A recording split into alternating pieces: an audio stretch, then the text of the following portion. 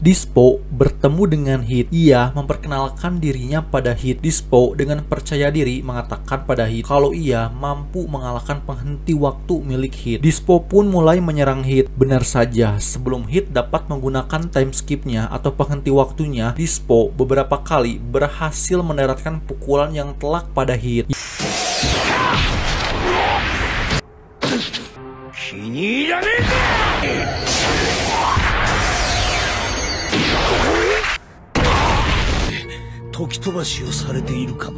Ya, ternyata kecepatan Dispo telah melampaui kecepatan suara dan cahaya. Jiren, Toppo, dan Kunsi yang tak jauh dari tempat Hit dan Dispo bertarung sedang memperhatikan mereka. Dengan penuh ketenangan, Hit menyimpulkan bahwa sesaat sebelum ia akan menggunakan penghenti waktunya, Dispo tiba-tiba meningkatkan kecepatannya. Dispo terkesan dengan analisis Hit. Dispo menambahkan bahwa ia dapat meningkatkan kecepatannya ribuan kali lipat hanya dalam sekejap. Hit menyadari bahwa Dispo menggunakan pendengaran supernya untuk mendengarkan otot-otot Hit yang bergetar, yaitu saat tubuh Hit menegang dan akan menggunakan penghenti waktunya. Lalu Dispo dalam sekejap meningkatkan kecepatannya sehingga dalam beberapa detik Hit telat untuk bereaksi.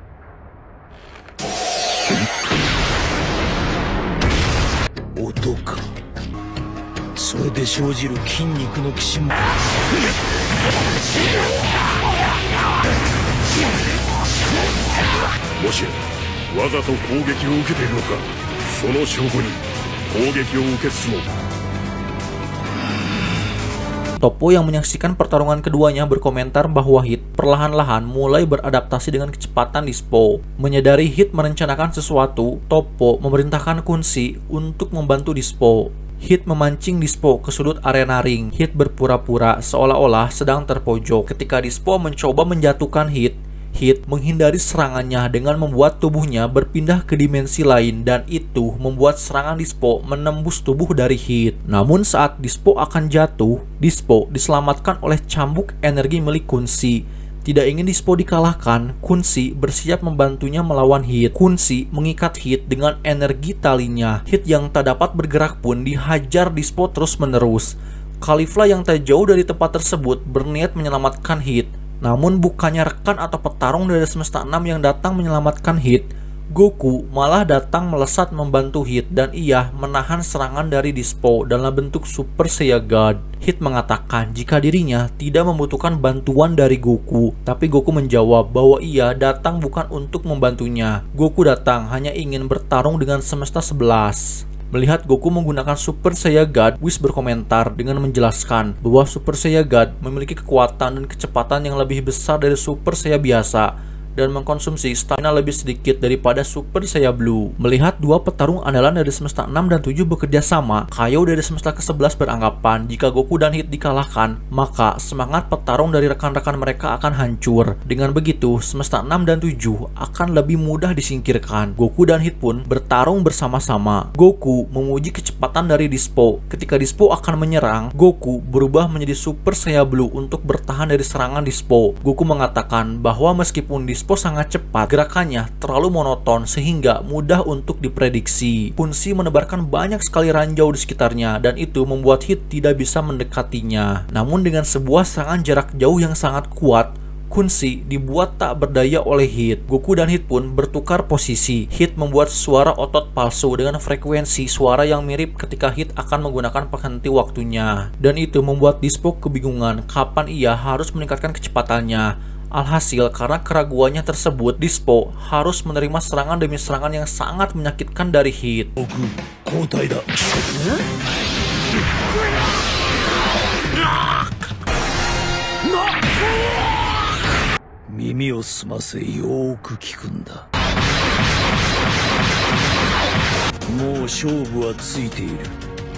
Ternyata Hit bukan hanya kuat tapi juga cerdas ya guys. Dengan wujud Super Saiyan Blue-nya, Goku menerobos ranjau dari Kunsi. Kunsi dan Dispo kewalahan melawan kerjasama dari Goku dan Hit. Kunsi pun mengorbankan dirinya agar Dispo bisa kabur dan itu membuat Kunsi harus keluar dari arena turnamen.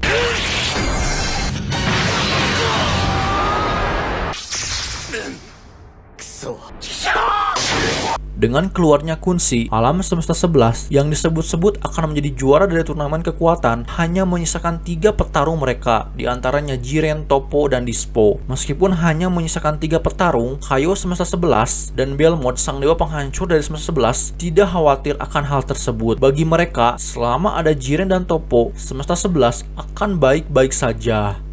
Dispo bersumpah untuk membalaskan dendamnya pada Hit. Goku memuji Hit karena sudah bertambah lebih kuat sejak terakhir bertemu dengannya. Goku bertanya apakah mereka akan bertarung, namun Hit menolaknya dan memutuskan untuk pergi karena Goku sudah mau membantunya. Goku mengatakan jika Hit bertahan sampai akhir, maka Hit harus menyelesaikan pertarungan mereka berdua yang sebelumnya pernah tertunda dikarenakan Beerus dan Champa yang berselisih. Sementara itu, Muten Roshi sedang berjalan di sekitar arena sendirian dan mengamati pertarungan yang sedang berlangsung. Muten Roshi kemudian diserang oleh Kawei dari semesta 4. Kawei dapat membuat senjata dari Ki. Ia menciptakan palu untuk menyerang Muten Roshi, namun Muten Roshi berhasil menghindarinya.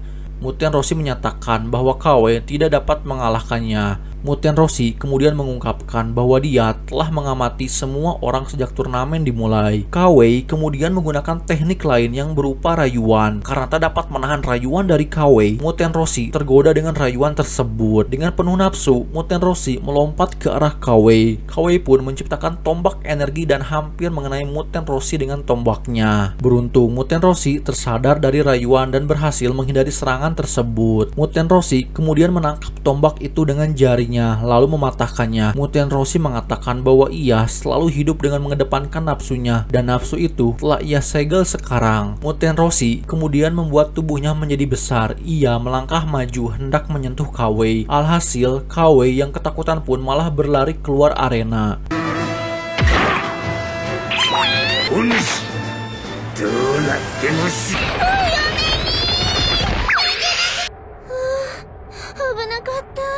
Muten Roshi merasakan seseorang di belakangnya dan ternyata itu adalah Dekori, petarung dari semesta 4. Dekori seorang petarung yang menggunakan jimat. Dengan jimatnya ia dapat menciptakan ilusi pada lawannya. Dekori pun menyebarkan jimatnya. Ia mengatakan bahwa dengan jimatnya Dekori mampu membuat 79 serangan dan 129 ilusi. Muten Roshi pun menghindari ilusi Dekori dan pada akhirnya tanpa sengaja Muten Roshi harus terperangkap di tempat yang gelap. Terungkap bahwa kekuatan Dekori akan semakin kuat dalam kegelapan.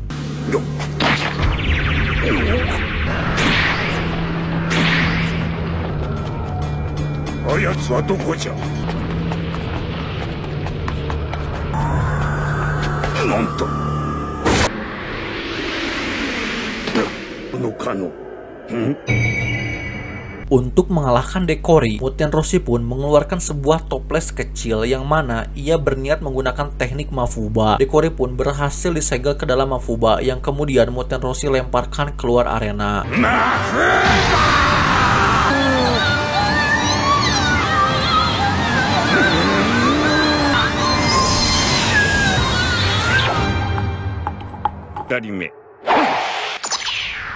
Kitela menuduh Roshi curang karena membawa alat dari luar. Beerus dan Kitela pun bertengkar, namun pertengkaran mereka dihentikan oleh kedua Zeno yang mengatakan kalau apa yang dilakukan Muten Roshi tidak melanggar aturan sama sekali. Krillin khawatir dengan stamina Muten Roshi karena bagaimanapun teknik Mafuba membutuhkan energi yang banyak. Muten Roshi kemudian diserang oleh Ganos yang ingin membalaskan dendamnya pada Muten Roshi karena sudah mengeluarkan kedua rekannya. Muten Roshi menantang Ganos untuk maju. Hal itu membuat Ganos marah dan berubah wujud. Ganos menerjang menyerang Muten Roshi, tetapi dengan mudah Ganos terlempar oleh Muten Roshi.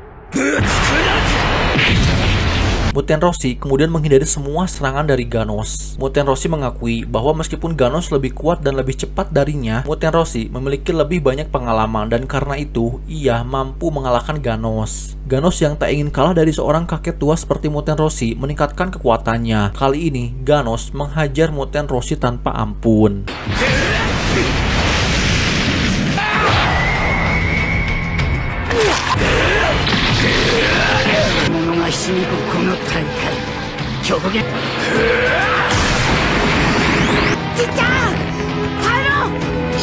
Muten Roshi kemudian mencoba menggunakan teknik hipnotis pada Ganos dan teknik tersebut hampir berhasil, akan tetapi Ganos melukai dirinya sendiri dan tersadar dari hipnotis. Dengan tubuhnya yang rapuh, Muten Roshi pun kembali menerima serangan langsung dari Ganos. Agar dapat mengalahkan Ganos, Muten Roshi menggunakan seluruh kekuatan dan melampaui batasannya. Muten Roshi memberitahu Goku dan Krillin untuk menikmati hidup mereka sepenuh hati karena meskipun ia akan tewas, Muten Roshi akan selalu berada di samping mereka. Muten Roshi pun menembakkan Kamehameha terkuatnya dan menjatuhkan Ganos dari arena.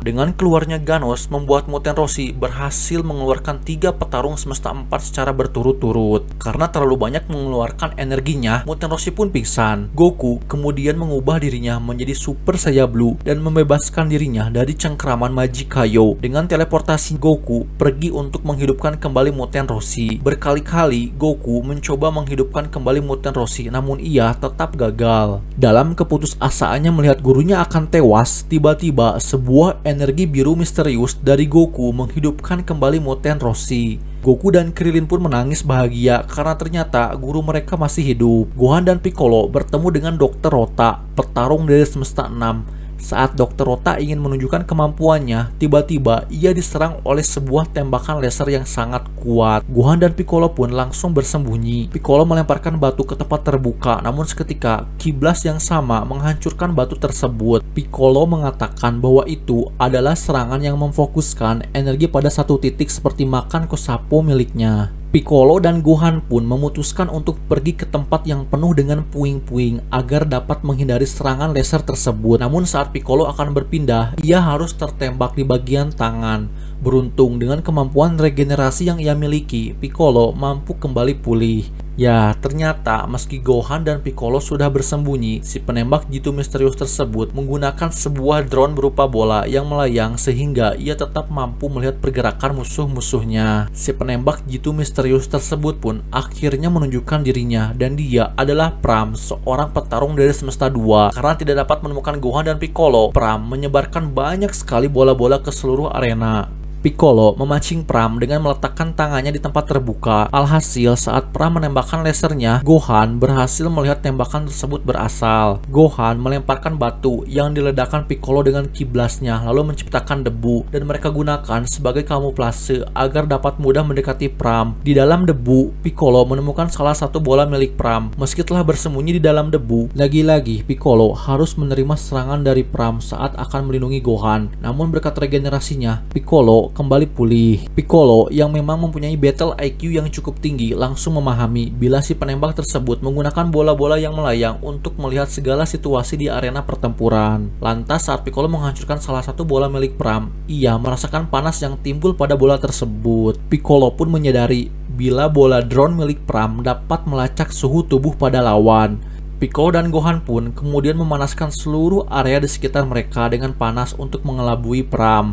Pram yang kebingungan pun membombardir seluruh arena dengan lasernya.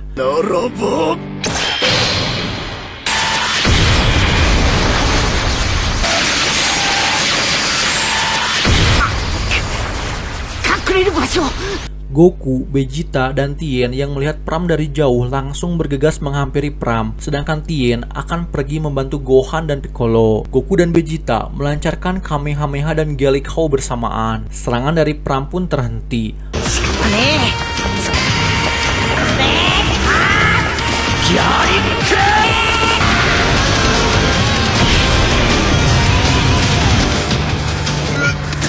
Masih kesal dengan Pram yang bertarung seperti pengecut, Vegeta kembali mengeluarkan Gallico miliknya. Namun ternyata serangan tersebut tak mampu melukai Pram. Terungkap ternyata Pram memiliki kemampuan layaknya cermin yang mampu memantulkan setiap energi kiblas yang diarahkan kepadanya. Dengan begitu, tembakan laser yang keluar dari tubuhnya sejak tadi bukanlah serangan milik Pram, melainkan kiblas milik Harmira, petarung dari semesta 2 yang ia tembakan pada tubuh Pram. Posisi Harmira pun diketahui oleh Tien Tien melihat bahwa setiap kali Harmira menembak, ia berpindah ke posisi lain sehingga lawan tak mampu melihatnya. Tien kemudian menggunakan sebuah teknik yang dapat membuat 4 bayangan dari dirinya sendiri. Meski sebenarnya teknik ini memiliki sebuah kelemahan, yaitu dengan membagi dirinya menjadi 4 bagian, maka kemampuan Tien pun terbagi 4. Dengan kata lain, kekuatan, kecepatan, dan segala kemampuan bertarung pada setiap bayangan lebih lemah dari aslinya. Dengan menjadikan setiap bayangannya sebagai tameng, Tien terus maju mendekati Harmira. Karena serangan kiblas mereka tidak berhasil, Goku dan Vegeta pun memutuskan untuk melempar batu ke arah Pram. Setelah seluruh bayangannya dikalahkan dengan Shin Kikoho miliknya, Tien berhasil membuat Harmira terpojok dan tak mampu menggerakkan kedua tangannya. Saat Tien hendak menjatuhkan Harmira dengan Kikoho, Harmira meledakkan pijakan di bawah mereka dan menjatuhkan Tien. Beruntung, ternyata Tien telah menyiapkan 3 bayangan lainnya.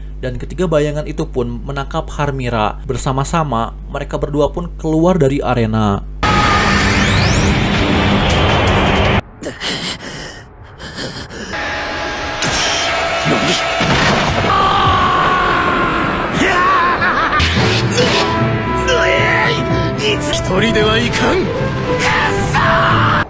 Dainiuchu Harmira-san,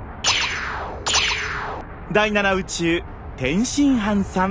Tien meminta maaf kepada Beerus, namun Beerus memuji Tien karena sudah bertarung dengan baik. Terpojok oleh Goku dan Vegeta, serta menyadari ketidakmampuannya untuk mengalahkan kedua Saiya tersebut, Pram memutuskan untuk melarikan diri, namun ia dihadang oleh Dr. Rota yang telah pulih. Dr. Rota ingin menunjukkan kemampuannya lagi. Muak dengan semua hal yang telah terjadi, Vegeta dengan Gelik Hou-nya berhasil mengeluarkan Pram dan Dr. Rota. Nankaイライラしたぜ。続いて第6宇宙のドクターロタさん、第2宇宙プランさん。Sambil membayangkan Jiren, Goku mengajak Vegeta berjuang bersama-sama demi Krillin dan Tien Shihan yang telah keluar dari arena turnamen. Frost terlihat bersembunyi di bawah batu untuk berlindung. Ia teringat ketika meminta Champa untuk memberikan pengampunan atas semua perbuatan jahatnya bila Semesta 6 keluar sebagai pemenang. Champa awalnya menertawakan hal tersebut, tetapi Frost menjanjikan untuk memberikan sebuah penghinaan dan kehancuran total bagi Semesta 7. Demi mengembalikan harga dirinya yang telah dirusak oleh Semesta 7, Frost bertekad untuk mengalahkan seluruh tim Semesta 7. Sementara itu, kedua Zeno meminta jumlah petarung yang tersisa pada Daishinkan. Daishinkan mengatakan jika seluruh petarung yang belum gugur sejauh ini tersisa 36 orang. Di antaranya Alam Semesta 2 yang memiliki 6 petarung, Alam Semesta 3 dengan 7 petarung, Alam Semesta 4 dengan 4 petarung. Khusus untuk Alam Semesta 4, ada kedua petarung mereka yang masih misterius dan tidak terlihat namun hanya dapat dirasakan. Alam Semesta 6 dan 7 sama-sama memiliki 8 petarung, dan terakhir Semesta 11 dengan 3 petarung saja. Penasaran dengan sosok Jiren yang masih misterius dan minim data akan dirinya, Semesta 3 mengirimkan petarungnya yang bernama Majikayo. Dengan tubuhnya yang unik, Majikayo tiba-tiba menyerang Jiren, namun serangannya dihentikan oleh Dispo. Saat Dispo akan mengeluarkan Majikayo dengan tendangannya, Dispo harus terbelenggu oleh tubuh Majikayo.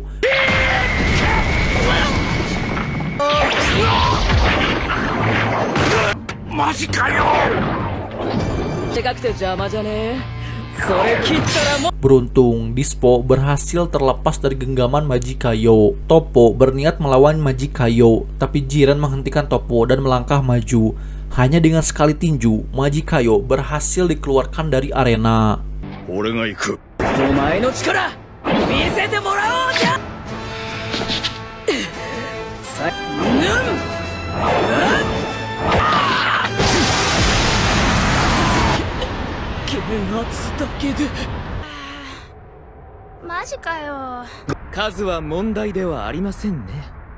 Frost mendekati Muten Roshi yang sedang kelelahan. Frost berencana menyingkirkan satu persatu petarung Semesta 7 yang telah melemah. Frost tiba-tiba menyerang Muten Roshi dan itu membuat Goku langsung beranjak pergi ke tempat gurunya. Namun sebelum mencapai Muten Roshi, Goku dihadang oleh Ribrianne. Muten Roshi mencoba menyerang Frost dengan rentetan pukulannya. Hal ini ia lakukan untuk mengalihkan perhatian Frost dari botol Mafuba yang telah ia siapkan. Setelah persiapannya selesai, Muten Roshi langsung melancarkan kembali teknik Mafuba miliknya pada Frost. Namun karena kelelahan dan ketidakmampuan untuk mengendalikan gelombang Mafuba pada saat-saat terakhir, Muten Rossi pun harus gagal menyegel Frost. Frost mulai menembakkan sejumlah tembakan energi tepat ke Muten Rossi. Kemudian ia menembakkan satu ke arah Vegeta untuk memancingnya. Hal tersebut membuat Vegeta masuk ke dalam pertarungan.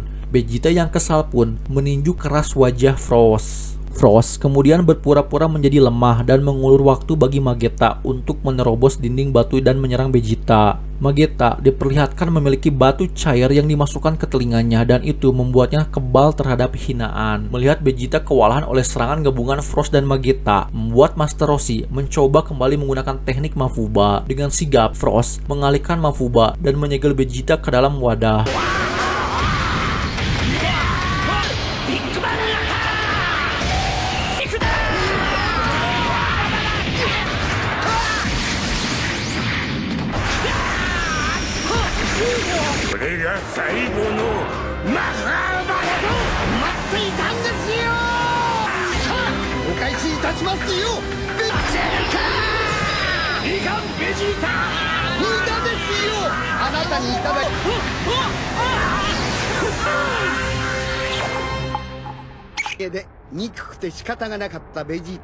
Master Roshi yang marah pun mencoba menyerang Frost, tetapi Frost dengan mudah mengalahkannya lagi. Sebagai serangan terakhir, Muten Rossi menembakkan sebuah energi yang ia arahkan tepat mengarah pada botol Mafuba tempat Vegeta tersegel. Vegeta pun kembali dengan Super Saiyan Blue-nya. Vegeta menghancurkan salah satu penyumbat telinga Magetta dan menghinanya. Seketika mental Magetta pun langsung hancur. Ia terdiam dan menangis karena ucapan dari Vegeta yang mengatakan besi tua rongsokan. Saat akan menyerang Frost, lagi-lagi Frost mengeluarkan tabir asap lalu kabur dari hadapan Vegeta. Karena sudah tak mampu bertarung, Magetta pun dikeluarkan oleh Vegeta. Vegeta memberitahu Muten Rossi untuk menyerah saja.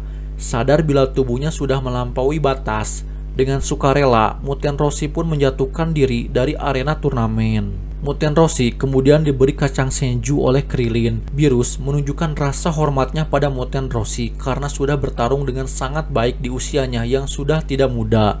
Di versi manganya sendiri, sebenarnya Muten Rossi sempat berhadapan dengan Jiren meski hanya beberapa detik saja. Dengan gagah, Vegeta melangkah maju dan bertekad untuk memenangkan turnamen. Waktu turnamen pun hanya tersisa 30 menit.